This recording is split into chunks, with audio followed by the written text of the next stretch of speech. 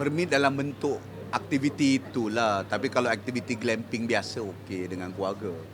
Jadi saya percaya bahawa titah tuanku juga bukanlah terlalu rigid. Tuan-tuanku terutama yang menjurus kepada aktiviti yang songsang dan tidak dapat diterima. Itu pun saya pasti ramai rakyat Malaysia against it. Dan suara bangkit daripada parti politik, daripada individu, ahli parlimen sendiri kata nak turun. Dan saya rasa hal itu tak mungkin berlaku. Saya tak pasti. Tapi kalau mereka tetap mencabar, saya minta pihak berkuasa akan ambil tindakan lah. Sebab saya rasa komuniti jelas, Selangor jelas daripada segi komunitinya di mana-mana against it. Dan aktiviti glamping tak apalah, aktiviti glamping yang selamat, yang apa semua boleh lakukan, tapi janganlah kepada tema itu. Sekarang masalahnya tema, bukan glampingnya.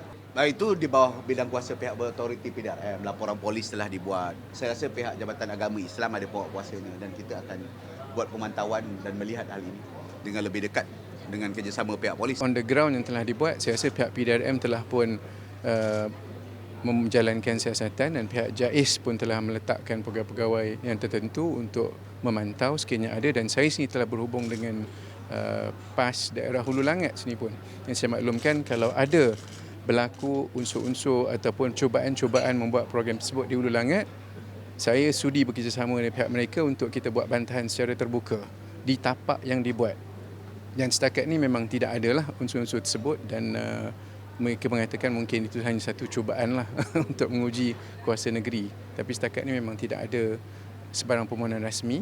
JAIS pun sendiri telah mengeluarkan arahan kepada PBT untuk jangan memberikan permit untuk tujuan tersebut. Memang akan ada kalau disebut kan. Jadi kalau diminta permit di tempat yang tertentu, memang kita akan letak pemantauan lah kan. Bunyi macam kelakar sikit lah, tapi kena ada. Ya. Tapi tiba-tiba ada kat situ. Kalau ada penduduk di situ disarankan untuk melaporkan, dan saya rasa penduduk tempatan di Hulu Langat telah bersedia untuk menjadi mata-mata bagi pihak negeri untuk melakukan pemantauan dan laporan awal terus. Sebab sekiranya kalau ada, sebab dia yang itu kalau kesalahannya apa, kalau tidak ada permit, perhimpunan haram tanpa permit, itu memang boleh buat polis report terus.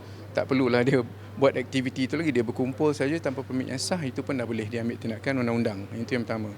Yang kedua, kalau dia ada permit yang sah pun, yang saya rasa sukar nak dapat, kalau berlaku aktiviti yang tidak sepatutnya pun boleh diambil tindakan undang-undang. Jadi saya rasa tugasan kerajaan negeri pertama dalam dari segi memberikan kesedaran kepada masyarakat itu telah pun kita buat dengan cukup jelas daripada kenyataan-kenyataan MAIS. Dan yang kedua, pencegahannya adalah kita menghalang pemberian permit, dan kita pastikan JAIS dan juga PDRM telah membuat pemantauan, dan sekiranya berlaku juga akan diambil tindakan penguatkuasaan kalau ada pelanggaran undang-undang.